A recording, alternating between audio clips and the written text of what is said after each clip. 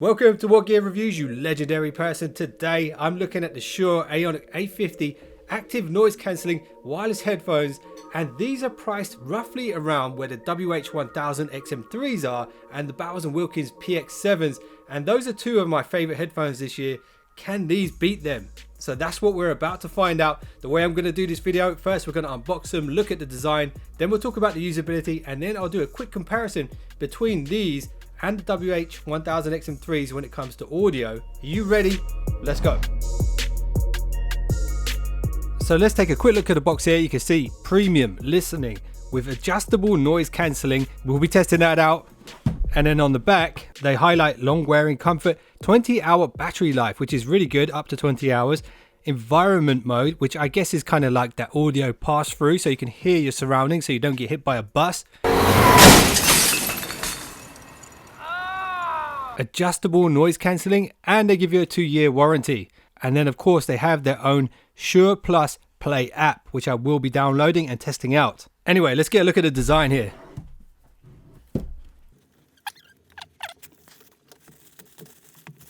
So it comes with a hard case, as you can see, and it might be one of the biggest hard cases that I've ever seen, but it's very sturdy, and you've got the Shure logo on the top there.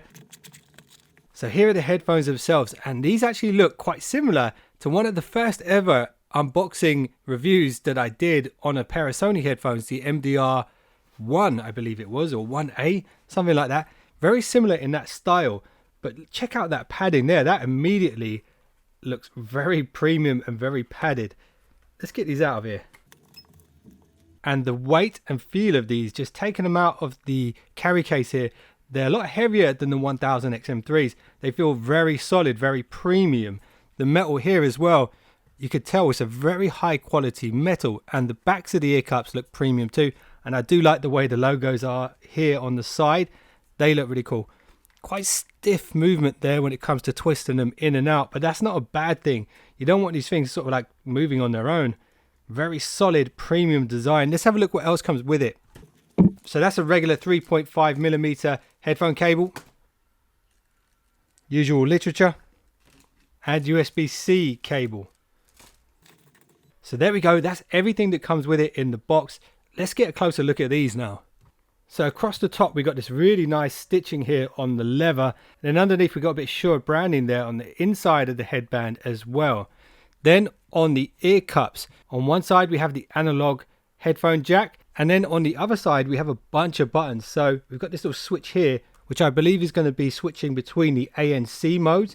You've got a volume up, volume down, and play pause. Then you've got a power button here as well. Let's hold that down. You can see there's a little LED there, and I did hear a bit of a voice cue inside the headphones there. And then we've got the USB-C charging port on the back here on the same ear cup.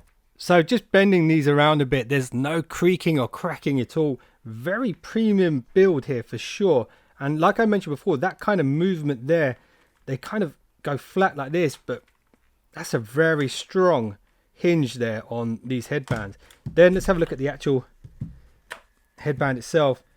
You do have these little notches on the inside, and you can see that that is pretty solid too. You can adjust that, and once you do, you get it in the right spot. It's not going to move around on its own very easily. Now if we look at the actual ear cups themselves, you can see they're very padded. And then on the inside of them here, you've got this kind of netted area that should hopefully allow your ears to breathe nicely. And the foam over the actual ear cups as well. There's a nice piece of foam in there. It's not just a loose piece of material. And of course it tells you which one's left and right, just in case you weren't sure. So before we get into how these sound versus the WH-1000xm3s, I just want to talk through some of the usability aspects of these headphones, and something that I just discovered now. When I was first looking at these headphones, I assumed the headphone jack here was a 3.5mm headphone jack. Turns out it's actually a 2.5mm headphone jack, and then 3.5 on the other side. So I messed up a little bit. I made an assumption, and you know what they say about assumptions. Assumption is the mother of all. Anyway, I did test the headphone cable with no power in the headphones passively, and it does work. Something else that you can do as well, which is really cool when it comes to these headphones, and this only works with a computer really, is you can do a USB-C connection between the headphones and your computer, and it will work that way as well. But this is the really cool thing here. It's the app. So the app is quite basic in what it does. You connect it once and your headphones should automatically pair up the next time. And there you go. And this is what the home screen of the app looks like.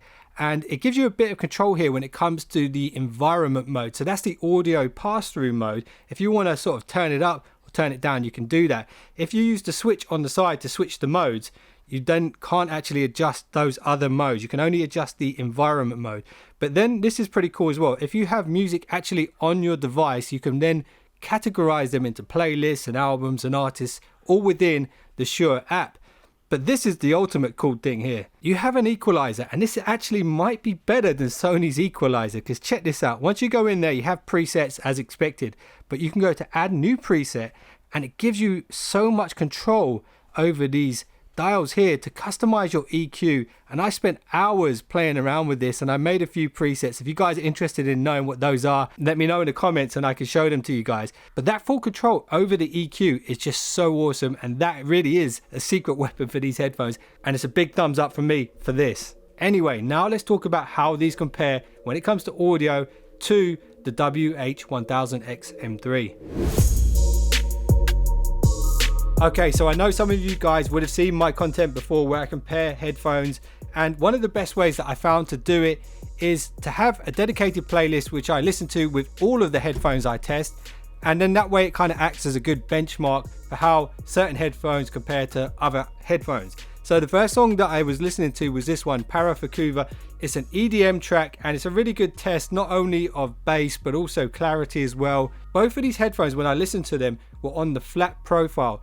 And one thing that was really noticeable between the two is that the Sony's, even on the flat profile, has a massive amount of bass, a huge bass advantage over the Shure's. With that said, the Shure's have this really nice sort of airy quality to it, really great clarity in the mids and the highs, whereas when you have too much bass sometimes it kind of makes the mids and the highs a little bit muddy.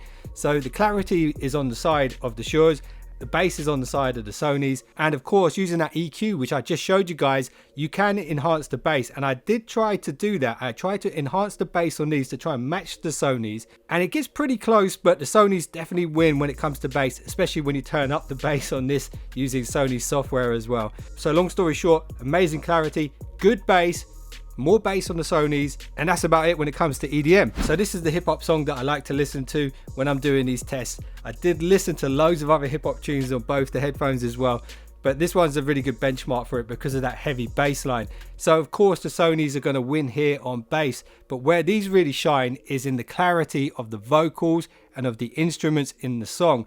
And when you turn up the EQ on the bass side of things, you can get it quite close to the Sony's again, but it's not going to quite match it. They are very good for hip hop, but if you're a real bass head, then you might want to lean towards the Sony. If you're more about the clarity and the detail, then these actually do a fantastic job for hip hop. Now, this isn't really my style of music, but I think it's a really good test for headphones because I know some of you guys aren't going to be into the sort of EDM and the hip hop and all that kind of stuff. So this is kind of like opera with classical music in the background. And I like this song because there was a UFC fighter called Akiyama who used to walk out to this tune. And I went to go and see him fight live at the O2 in London.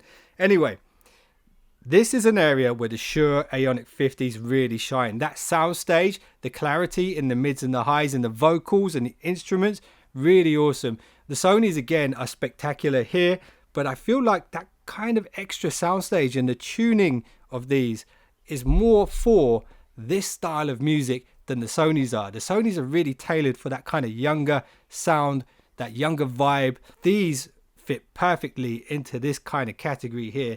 Live music, opera, orchestra, loads of instruments. Now this tune was recorded live in a studio, a small studio, live instruments, and again this is an area where the Shure's shine because of that soundstage that it has.